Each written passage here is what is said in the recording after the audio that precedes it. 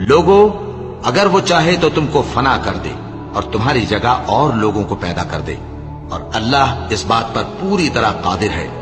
جو شخص دنیا ہی کے ثواب کا طالب ہو تو اسے معلوم ہو کہ اللہ کے پاس دنیا اور آخرت دونوں کا ثواب موجود ہے، اور اللہ سنتا ہے، دیکھتا ہے۔ اے ایمان والو، انصاف پر قائم رہو اور اللہ کے لیے سچی گواہی دو، خواہ یہ تمہارے اپنے خلاف یا تمہارے ماں باپ اور رشتہ داروں کے خلاف ہی ہو۔ اگر کوئی امیر ہے یا فقیر تو اللہ ان دونوں کا زیادہ خیر خواہ ہے، پس تم خواہش نفس کے پیچھے چل کر عدل کو نہ چھوڑ دینا۔